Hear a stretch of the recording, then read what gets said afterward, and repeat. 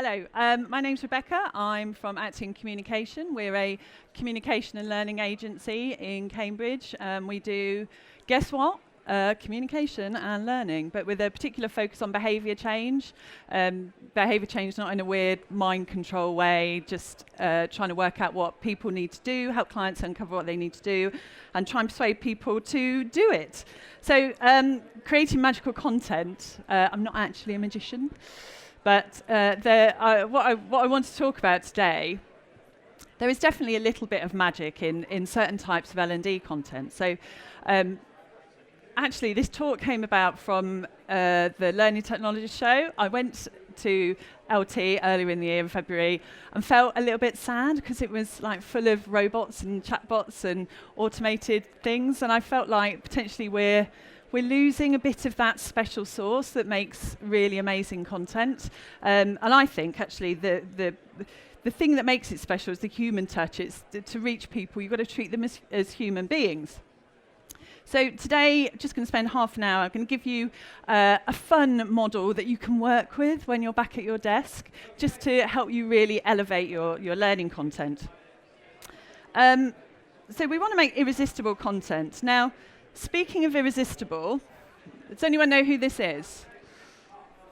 Anyone? No one knows who it is. Come on. It's Tom Hardy. So he's Hollywood heartthrob, British actor Tom Hardy. Do you know what he's doing here? He's reading a bedtime story on CBeebies, which is the children's channel of CBeebies. And every night there's a children's story read by a celebrity or a TV presenter. Anyway, the reason I'm telling you about this, because it made me laugh, because it is the most watched CBeebies story. It's the most retweeted. I mean, it was incredibly successful, and it became a bit of a wow moment. So it made me think, okay, so what is it about that story that really kind of resonated with people, turned it into a wow moment? And what can we learn from Tom Hardy that will help us in creating learning content? I love that one. There's one on there from Louise. I don't even have kids. Amazing. Yeah, so I don't know. I think it was the element of surprise. Tom Hardy, an actual hottie doing a kid's bedtime story. It was that surprise. It's the dissonance, right? It's something completely unexpected, and that is the thing for me. That's the thing that makes us interested. And I think it became a wow moment. So how do we get those wow moments in learning? So I've got a model for you. Feel free to print this out, put it on your desk. Visual prompts, always helpful. Someone actually did a double take over there. Yeah, it is a half-naked Tom Hardy at the Learning Technologies conference. So I thought this might be a fun way to help us all remember how we can elevate our content. In all seriousness, number one, know your audience. Very important, Tom would say. So if you think about the Tom Hardy thing, you've got the primary and the secondary audience, you've got the mums and the kids. So I think with learning, you've got to think, okay, who's got the power? Who can influence? Do I need to tell everyone about this, or can I just choose some managers or a particular community of practice? How do I get to know them? And how can you reach them? Learners, they're just like any other audience, right? So you need to get to know them as people. What do they like? What do they dislike? How can you, I don't know, you've got to respect their time and think about their motivations to do something, because then there's more chance that they will act. So you don't have to just get to learners through the LMS. You can use campaigns, you can put things on coffee cups, you can put posters up, all sorts of things. So thinking about them as people, as human beings, right? Social media and sites like TripAdvisor are really good at thinking about their audience. So connection is really important. Humans are programmed to like, I have to read this out actually. They want to be like, we want to be like the people that we like. So, you know, it's that thing about you see a friend has gone somewhere on TripAdvisor and they recommend it. That's much more powerful. So think about in your learning, who are your audiences? You need to do some segmentation. Can you connect people? And get to know the influencers in those groups, and you'll have a lot more chance of people acting. So how do you get to know your audience? I think there are loads of ways. I mean, I work for an agency. We do lots of interviews. We do vox pops. We get out and talk to learners as well as just the commissioners. That's really important. And with behaviour change, I think you really need to know how people are actually acting to start. So don't just take people's word for it, but go and observe them. Data analytics is great. Like, are they using the resources in the way that they say they're using that resource? So get some actual data on how they do it. So there's a great David Ogilvy quote that I have to read. People don't think how they feel. They don't say what they think, and they don't do what they say. So from that, it means, don't just trust what your audience is saying. Yeah, we definitely do that. We always do that. We totally do that, because they don't. Yeah, ladies like they don't. They so don't. They so don't. Just really have a think about how people actually act. Okay, so I thought it'd be at this stage. I thought I'd give you a couple of examples. Last year was the year of GDPR. I'm sure we all remember it. We're probably still living it. I'm going to show you a couple of examples for GDPR training materials we did for 2 big brands, and thinking about their audiences. So it's exactly the same piece of legislation, but actually the way we tried to connect with them was very different. So the Co-op, I think most people know the Co-op, big British brand, great, fantastic organisation, strong values, really, ethics really important. And for them, GDPR was all about trust. It was about doing the right thing. Condé Nast, the home to Vogue and GQ, for them, GDPR was about the insights that well-managed data can bring, like the strategic advantage. So I'm just going to show you a couple of what we call it mini movies. So these are essentially the start of some digital learning, but they also work. You can show them in events. You can have them on your internet. They capture the why. Learners really like them because they tend to be a couple of minutes long, and they really get to the heart of the subject. So I'm going to start. I'm going to nod at Joe in a minute. I'm going to play you first the Co-op one. Protecting information is very important at the Co-op. The General Data Protection Regulation means you need to deal with data compliantly. Actually, do you know what? This is bigger than rules and regulations. I mean, it's true. The law does say we must protect personal information, but more than that, it's about the kind of people we are. People trust our Co-op. Well, let's be honest, they trust you. The person they speak to on the phone, chat to in store, or give their information to. Come a little closer. You see, we've got whole teams who specialise in protecting and managing information. But actually, this is all about you, your rights, and your actions. So that was, for the Co-op, it was the data's all about you. So it was very much a personal thing. In contrast, and I have to say, we know the Co-op very well. We work with the Co-op quite a lot. Fantastic organisation. We've done lots of workshops with them. We know their people really well. In contrast, I'm going to show you something from Condé Nast. So Condé Nast, home to Vogue, amazing global organisation, and they came to us about a month before the GDPR deadline and said, "Oh yeah, we've got to do some training." We said, "Okay." And they said, "Oh, by the way, it's got to be translated, and it's got to look amazing. You've got to use this photography." We didn't really. We had to ask them. So what's really important to you and your people? Anyway, they said, "Yeah, it's they basically." It's got to be less than 5 minutes, and you just got to get on with it, and it has to look fantastic. So with that brief, we did a little mini movie for them. And the language we use here, one to watch. So there's a phrase, one to watch, in the fashion industry, which indicates future success. So I'm going to nod at Joe again. So this is exactly the same legislation as the current one, but just thinking about the audience slightly differently.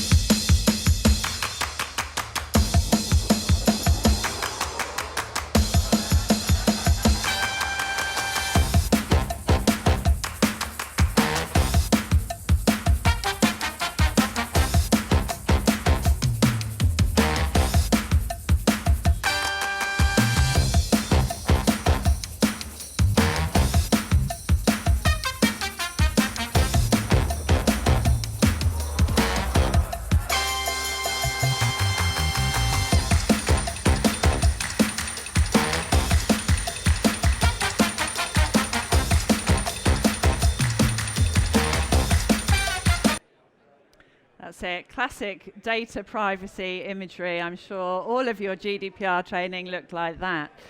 I mean, we partnered that with some e-learning. We had scenarios and all sorts of things, but it really, you know, they were showing it in their amazing offices and all around the world. So it really captured the subject really well. Let's go back to Tom. Okay, so the second thing in mine and Tom's model is humans like stories. Let's, you know, tell a good story. That's the important thing. We're fascinated by stories. More of our brains light up when we hear a story. So stories are great in learning and communication. Stories are really powerful. So when I was writing this, I was thinking, was there something where someone asked me, when was there a time where a story helped you understand something? And this, for me, it was a couple of years ago. So this was the boy, it was during the, well, still going on, you know, the Syrian crisis. Hundreds of thousands of people fleeing this war-torn country, people dying, it was horrendous. And then there's this image and this story of this one boy. And then as a society, people just went, wait, what is actually happening? So I've seen all the reports, I've watched the news. But for me, when there's a story, you just go, okay, I get it. And that's the same in learning. I mean, we had this, there was, you know, the image, the El Salvador father and daughter. Do people see that? It's the same thing. There's obviously this massive issue, but this story, it helps us understand. So stories are really great in learning. We use stories in a couple of ways, really, with clients. We use them as engagement tools. So this is where you follow a story along. What's David doing during his day? Do you have to do this, or this?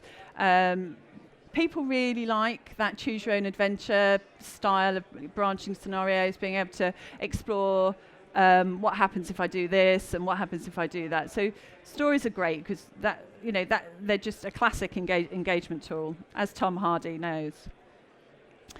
The other way we use stories is when we hear from people. People are actually doing the stuff, so your peers. So this is when people said, I did this and it was amazing, or I did this and it was awful, you know, really relatable stories. So we use people a lot in our client work because I think it just makes it easier for people to understand. It's a bit more accessible for people. It's about, you know, these people are just like me. It could happen to me or it could happen here. So it's really good. Favourite slide of the deck, by the way.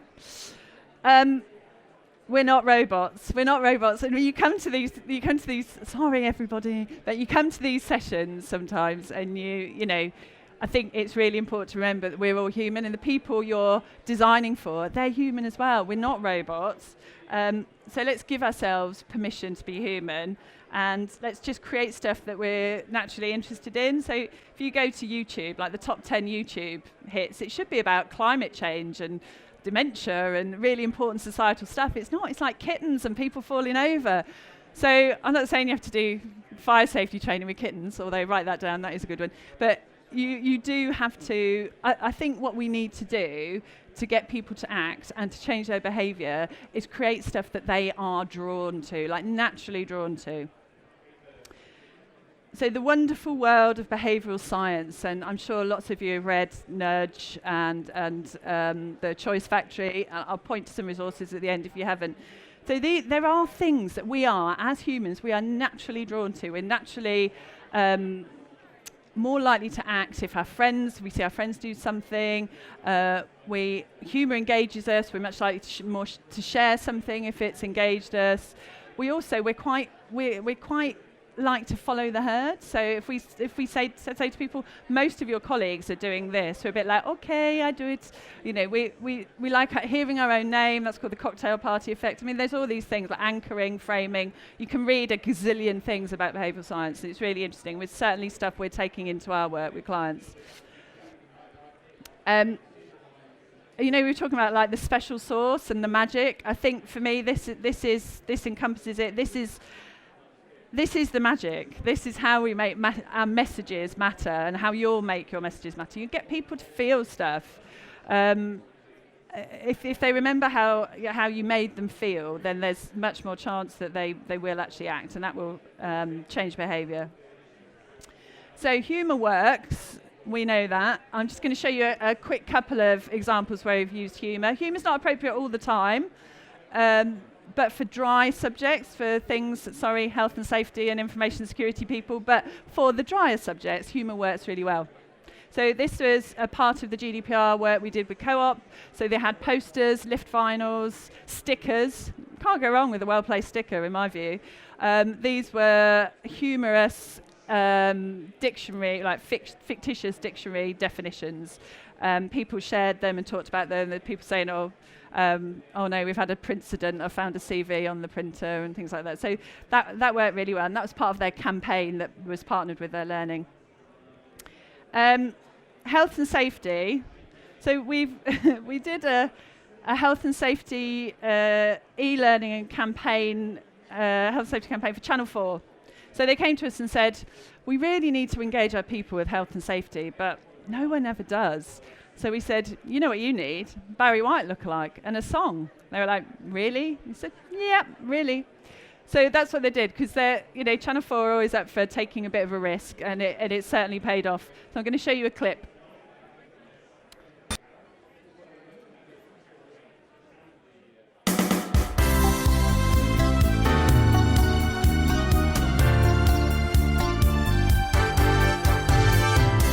Hey there, I'm Barry. I've been accused of caring way too much, spending all my time thinking about health and safety. But I know that bad things can happen, even to good people. That's why I want to wrap you up in fur-lined velvet and protect you. But I have to fight the feeling because I know I can always be there. So let me teach you how to make the magic happen. Right on. We can love each other all night. When we take care about our health, we can keep each other safe, all right. Don't leave my policy on the shelf. Okay, so that's it. So it was filmed at the Channel 4 Manchester offices. That Channel 4 employees actually brought their own props and everything. It was ridiculous. They got really into it.